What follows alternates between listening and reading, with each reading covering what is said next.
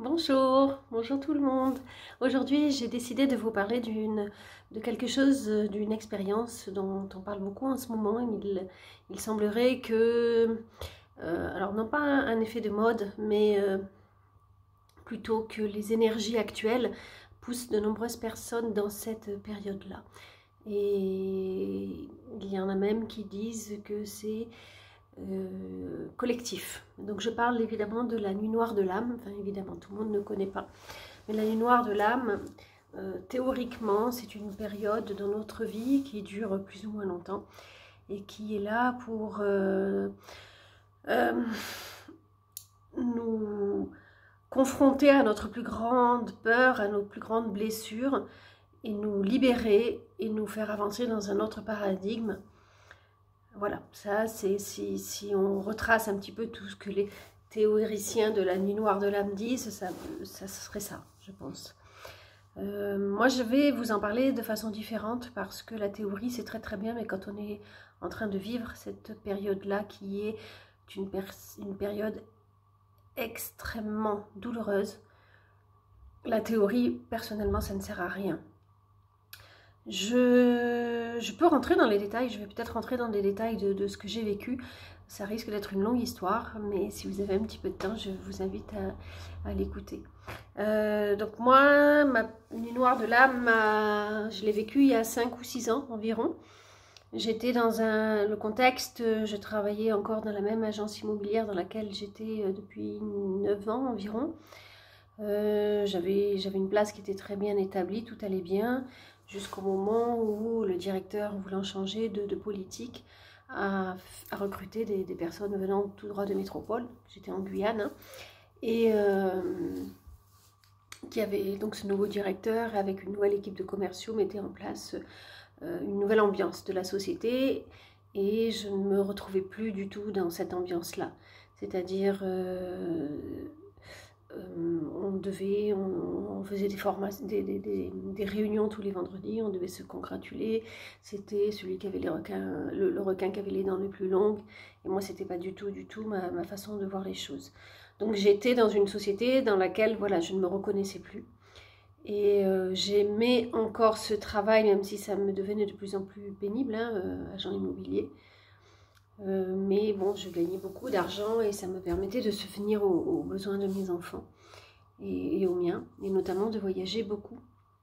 Parce que donc j'avais déjà commencé ma reconnexion avec Bali et j'avais besoin d'y aller de façon très régulière. Et donc voilà, j'étais pas très bien dans ma peau, pas très bien, je savais pas trop ce que je faisais, j'ai perdu ma place, voilà. Je ne trouvais plus ma place. Je rencontre une dame qui me propose un autre, enfin toujours dans une agence immobilière, hein, une agence concurrente, qui accepte mon choix de vie, c'est-à-dire de partir régulièrement à Bali, et qui me propose un salaire mirobolant. Et donc j'étais un peu perdue parce que je ne ressentais pas du tout cette personne. Donc je vais voir une médium qui était très connue à l'époque à Cayenne. Et elle me dit non, il ne faut pas que tu ailles là-bas, ça ne se passera pas bien avec cette personne. Okay, donc je m'accroche, je reste dans l'agence immobilière, mais plus ça allait, plus c'était infernal. Et donc je retourne voir Anne, elle s'appelait, et elle me dit écoute, je ne comprends pas, là cette fois-ci on te dit d'y aller, que ce sera bon pour ton âme. Donc j'y vais. Et là, j'y reste un mois et demi avant mon départ pour Bali. J'y reste un mois et demi et ça se passe déjà très très mal. Voilà, je savais que ça allait pas le faire. Mais bon, je pars à Bali. J'étais censée rencontrer à Bali, on me l'avait prédit depuis des années, à cette période-là, j'étais censée rencontrer quelqu'un et trouver un travail et pouvoir m'installer à Bali et pouvoir faire venir ma famille. Et donc je partais aussi un petit peu dans cette optique-là. Et donc je commence mon séjour là-bas, je prends des cours de balinais. Tout est très très chouette, sauf qu'il ne se passe rien de ce que j'attendais. Aurélie, mon amie, me rejoint Il ne se passe rien de ce que j'attendais, mais il se passait quand même des choses assez incroyables. C'est-à-dire que je voyais l'énergie, je me sentais portée, j'avais de plus en plus de connexion avec l'énergie divine. Et je voyais, pas vraiment l'aura des gens, mais je voyais l'aura des pierres, je voyais, c'était assez curieux, l'aura des arbres, c'était très très curieux comme impression. Et donc Aurélie, mon amie, arrive, elle souhaite voir un chaman, elle avait une douleur à la cheville, et puis faire l'expérience d'un chaman, on en parle beaucoup des chamans balinais. Donc je l'emmène vers quelqu'un qui était assez connu, il s'occupe d'Aurélie, et il me propose une séance, donc il vient vers moi, il met ses mains sur ma tête, et là il commence à tourner, enfin faire des gestes un peu particuliers, et il dit so many experience, comme ça, il tape comme ça, enfin, c'était très curieux, il tape sur la tête et il me dit just go now. Alors, il voulait plus me parler, il me demande de partir. Donc on s'en va. Et j'avoue que j'étais un peu perplexe. Et le soir, on se couche, on dormait dans le même lit avec Aurélie. Il y a des très très grands lits à Bali, c'est super confortable. Et là, je me sens très très très bizarre, je me sens attaquée. J'avais une masse noire, je la voyais vraiment, j'avais une énorme masse noire qui voulait rentrer dans moi. Et je commence à me battre, à pousser des cris, enfin, comme ça. Et puis, par moyen, je sens la masse noire me rentrer dedans. Aurélie me dit le lendemain, je ne sais pas ce qui était arrivé, mais c'est très bizarre. Et moi, je vois que mon humeur change, en fait. Hein, je ne me sens pas très très bien. Je vais pas bien. Le séjour d'Aurélie se termine. Le mien, il me restait 3 semaines. J'avais prévu de rencontrer ce qu'on appelle un prêtre là-bas, un mankou, pour faire une séance de méditation. Donc, je vais à la séance de méditation. Et là, il vient me voir à la fin et il me dit écoute, il faut que je te fasse une cérémonie particulière, je ressens quelque chose sur toi. Et donc je prenais l'avion 2 jours après, donc il annule une cérémonie qu'il avait lui prévue de son côté déjà, pour me faire moi, pour faire la mienne. Donc je me disais, ça doit quand même être important. Donc la cérémonie pendant 1 heure, 1 heure et demie, bain de fleurs, bain de sel, des prières. Voilà. Bon. Après, je prends l'avion, je rentre en Guyane. Et là, très curieusement, enfin, je dors pas, je tombe malade, j'étais pas bien, irritable, donc je mettais ça sur le... Alors, et puis, je retravaille dans l'agence immobilière, j'essaye du moins, et là, ça se passe très très mal. Ça se passe très mal, voilà, je me fais harceler, donc je demande à partir de cette agence, et débute un véritable cauchemar qui a duré plusieurs années. Et donc je vais voir Anne au bout de 3 semaines. J'avais même essayé des somnifères, on m'avait prescrit des somnifères pour dormir. Même avec les somnifères, je ne dormais pas. Donc là, je demande un rendez-vous à Anne, et tout de suite elle me dit, mais c'est simple, on t'a envoyé de la magie noire. Tu as été bombardée, toi, tes enfants, voilà. Donc elle me fait une protection. Donc j'ai compris après que c'est ce qui m'avait attaqué le soir, hein, dans le lit. C'était de la magie noire que je m'étais prise. Et donc là, elle me fait une protection. Sur le coup, je me sens un petit peu mieux. Et je profite de ma séance avec Anne pour lui dire, tu sais, il ne s'est rien passé de ce que tu m'avais prédit, ce que les autres personnes m'avaient prédit. Hein. Comme quoi, je devais rencontrer quelqu'un et un travail. Et là, elle prend donc elle consulte les anges et elle prend son livre de Krishnamurti qu'elle avait sur son bureau. Et elle me dit, elle le ferme, elle dit, tu vois, il y a des personnes qui changent de chapitre et des personnes qui changent de livre, et c'est ton cas. Tu dois oublier tout ce qu'on t'avait prédit auparavant. Ta vie ne sera plus jamais la même parce que l'univers, les anges ont vu beaucoup plus pour toi, ont vu plus grand pour toi.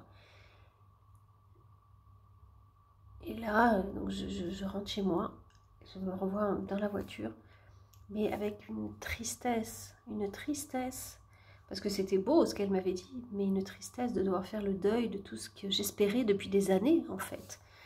Donc en parallèle, ça se passe mal à mon travail, je me prends de la magie noire, et tout ce qu'on m'avait prédit ne se passera pas. Donc, imaginez à quel point j'étais pas très bien, en fait. Hein. Il fallait vraiment encaisser ça. Et donc je recommence là, je commence à sombrer. Je dirais pas que c'était enfin si, c'était vraiment le début de ma nuit noire de l'âme, vraiment. Sans y mettre de mots évidemment dessus. Hein. Je pensais juste que j'étais en dépression parce que tout allait mal. Mais là, je commence à me poser des questions. Qu'est-ce que j'aime dans la vie? Où je vais? Qu'est-ce que je fais? J'étais très mal, on m'attaquait de tous côtés, moi qui ne sais pas me défendre, qui avait vraiment peur du conflit, qui refuse le conflit. Et là, j'étais en plein dedans. Chaque jour était un nouveau conflit, de devoir me battre contre cette personne qui me voulait autant de mal. La magie noire revient en plus. Et en parallèle de ça, et c'est là où vraiment toute cette dimension, je pense, de cette période de nuit noire de l'âme. Donc d'un côté, je sombrais complètement et de l'autre côté, je m'ouvrais à la lumière, en fait. C'était pas encore flagrant au début, hein, mais je voyais bien que j'étais beaucoup plus sensible à beaucoup de choses. Je pouvais plus boire une goutte d'alcool au moindre verre, j'étais ivre morte. Il y avait des choses que je ne pouvais plus manger. J'avais un besoin ardent de prier en permanence. Donc je voyais bien qu'il se passait quelque chose aussi à ce niveau-là. Un jour, je mange avec Aurélie. Encore une fois, Aurélie, elle a été vraiment témoin de toute cette période-là. Je mange avec Aurélie et je me souviens, d'un coup, je ressens comme une vague de douceur qui rentre en moi, comme si je devenais du coton. Et là, je vois une ombre angélique qui est autour de moi, et sans pouvoir expliquer. Quelques jours après, j'avais de nouveau rendez-vous avec Anne, parce que je sentais encore que j'étais bombardée, et elle me l'avait confirmé, que cette personne vraiment m'en voulait et m'attaquait complètement. Et donc après, je lui raconte cette expérience que j'ai eue à table. Et elle me dit, elle me prend mes mains, je me souviens, et elle me dit bienvenue dans mon monde, maintenant on peut le dire, tu es médium. Oui, c'est un ange, c'est l'archange Gabriel que tu as vu. Et d'ailleurs, le message qu'il me transmet actuellement, c'est que tu ne dois plus venir me voir, tu n'as plus besoin de moi pour communiquer avec lui. Il sera ton guide spirituel le temps qu'il faudra. Et voilà, tu n'as plus besoin de moi. Et donc là, imaginez, c'est certes merveilleux, mais j'ai pas de travail, je me fais bombarder.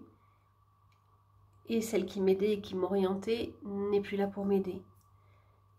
Donc je me sens vraiment abandonnée, c'était le terme, et surtout que l'abandon c'est ma plus grosse blessure. Mais évidemment, j'en étais pas du tout à penser ce genre de principe-là. Je me vois en train de pleurer dans ma voiture en disant mais qu'est-ce que je vais faire, qu'est-ce que je vais devenir.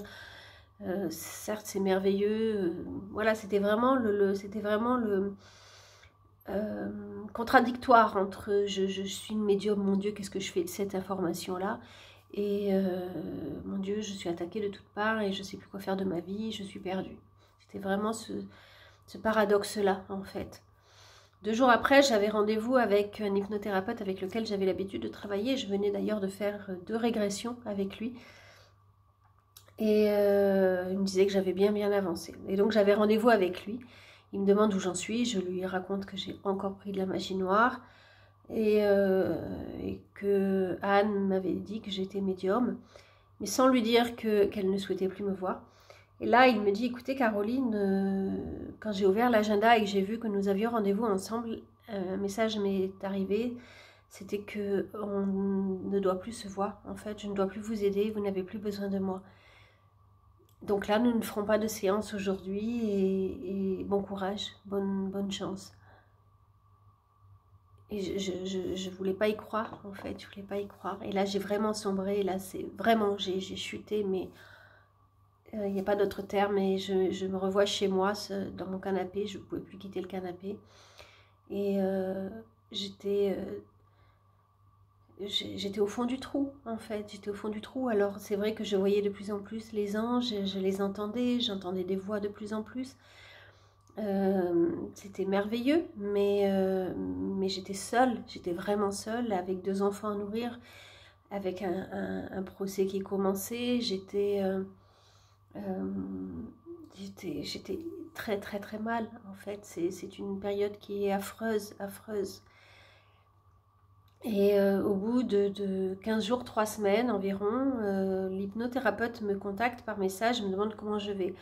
C'était une bouée de secours, une bouée de secours. Et là, je lui ai dit non, je vais très très mal, en fait. Je ne sais pas quoi faire de ma spiritualité, je ne sais pas quoi faire de moi, je ne sais pas quoi faire pour mes enfants, je vais très très mal. Donc il me propose une séance il dit on va se rencontrer. Donc j'y vais immédiatement. Et donc là, il me propose des soins. En fait, juste m'allonger, il me mettait des pierres et voilà. Et là, je le remercierai jamais assez parce que grâce à lui, j'ai fait de très très beaux voyages astro. J'ai rencontré, je suis allée jusqu'à la lumière. J'étais accueillie par plein d'anges, par des défunts. J'ai traversé les différentes étapes, hein, le grand tunnel. Ça a été extraordinaire et ça à 2 ou 3 reprises, ça a été formidable, formidable. Et je me souviens une fois, après un de ses voyages, quand j'ai ouvert les yeux, il était en nage, trempé. Et il me disait, mais qui êtes-vous, Caroline, qui êtes-vous? Et après il me dit, mais en fait je peux rien vous apporter parce que vous êtes beaucoup plus que moi. Et il me disait, mais est-ce que vous avez rencontré, on vous a donné votre mission de vie? Je lui dis, la seule chose que l'on m'a dit, que j'entendais tout le temps, c'est tu dois réunir les mondes. Il me dit, mais voilà, il faut voir ce que ça veut dire. Je lui dis, mais vous êtes mignon, quoi. Je vais aller chez Pôle emploi et je vais leur dire, tu vas réunir les mondes. Je ne sais pas ce qu'ils vont faire de cette information-là, en fait. Et